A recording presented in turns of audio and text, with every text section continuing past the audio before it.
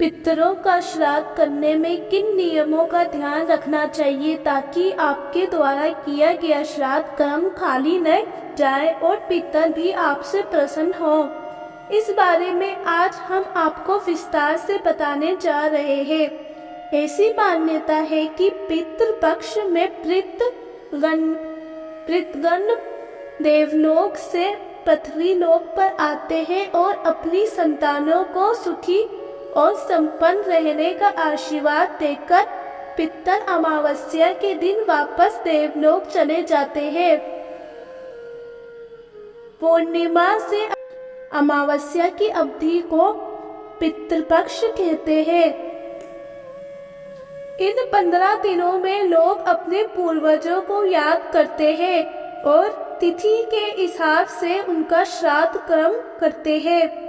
शास्त्रों में श्राद्ध कर्म को लेकर कुछ नियम बताए गए हैं जिनका पालन जरूर करना चाहिए। आइए जानते हैं क्या है ये नियम।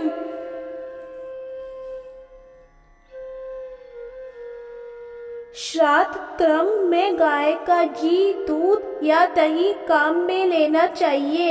ये ध्यान रखें कि गाय को बच्चा हुए 10 दिन से अधिक हो चुके हो। 10 दिन के अंदर बछड़े को जन्म देने वाली गाय के दूध का उपयोग श्राद्ध क्रम में नहीं करना चाहिए।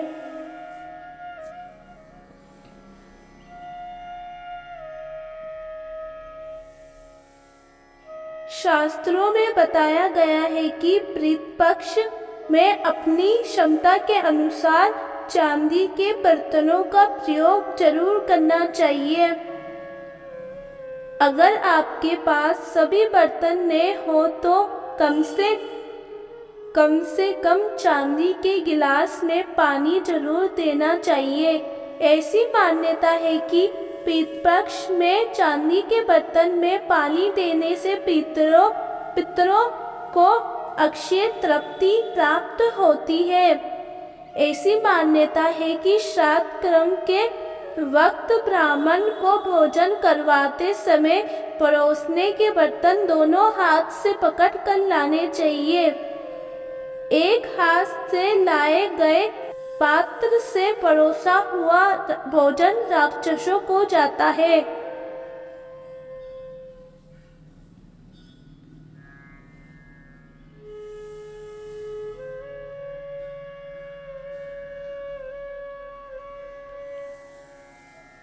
शास्त्रों में उन ब्राह्मणों को लेकर भी ये नियम बताया गया है जो श्राद्ध कर्म का भोजन ग्रहण करते हैं। इसके अनुसार ब्राह्मण को भोजन मौन रहकर एवं व्यंजनों की प्रशंसा किए बगैर करना चाहिए, क्योंकि पितर तब तक ही भोजन ग्रहण करते हैं जब तक ब्राह्मण मौन रहकर भोजन करे। जो पितृ शस्त्र आदि से मारे गए हो उनका श्राद्ध मुख्य तिथि के अतिरिक्त चतुर्दशी को भी करना चाहिए। इससे वे प्रसन्न होते हैं। श्राद्ध गुप्त रूप से करना चाहिए। आपके द्वारा किए गए पिंडदान पर किसी और की दृष्टि नहीं पड़नी चाहिए।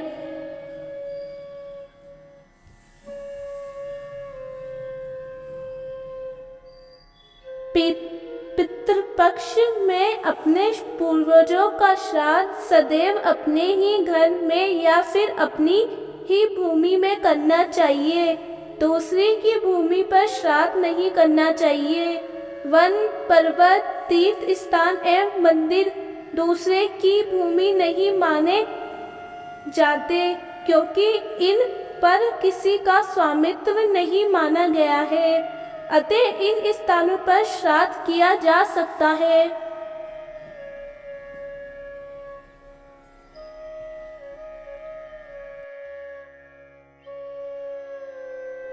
शास्त्रों में श्राद्ध कर्म को लेकर ये नियम भी बताए गए हैं कि जो लोग पूर्वजों के श्राद्ध में ब्राह्मणों के अलावा एक ही शहर में रहने वाली अपनी बहन, दामाद और भांजे को नहीं बुलाता, उनके द्वारा किए गए श्राद्ध का अन्न पितर ग्रहण नहीं करते।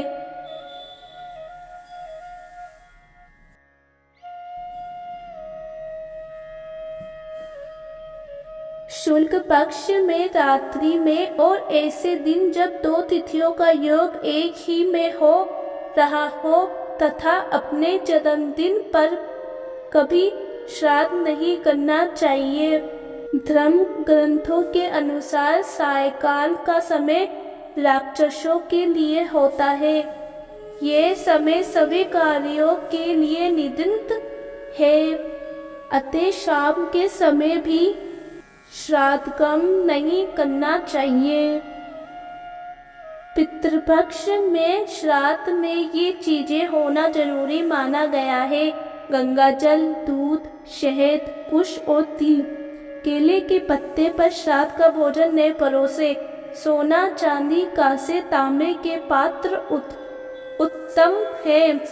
इनके अभाव में पत्तल उपयोग की जा सकती है। पितरों की पसंद का भोजन दूध, दही, घी और शहद के साथ अन्न से बनाए गए पकवान जैसे खीर आदि है। इसलिए ब्राह्मणों को ऐसा भोजन कराने का विशेष ध्यान रखें। तैयार भोजन में से गाय, कुत्ता, कौवा, देवता और चींटी के लिए थोड़ा सा भाग जरूर निकालें। इसके बाद हाथ में जल, अक्षत, फूल और तिल लेकर ब्राह्मणों से संकल्प लें।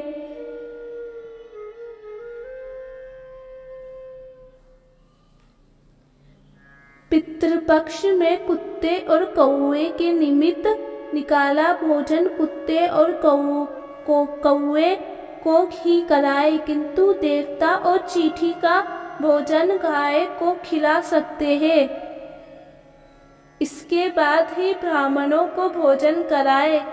पूरी तृप्ति से भोजन कराने के बाद ब्राह्मणों के मस्तक पर तिलक लगाकर यथाशक्ति कपड़े, अन्न और दक्षिणा दान कर आशीर्वाद पाए।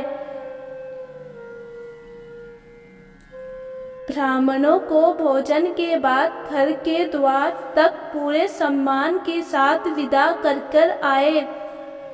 ब्राह्मणों को भोजन के बाद घर के द्वार तक पूरे सम्मान के साथ विदा कर आए, क्योंकि ऐसा माना जाता है कि ब्राह्मणों के साथ साथ पितर लोग भी चलते हैं। ब्राह्मणों के भोजन के बाद ही अपने परिजनों, दोस्तों और रिश्तेदारों को भोजन कराए।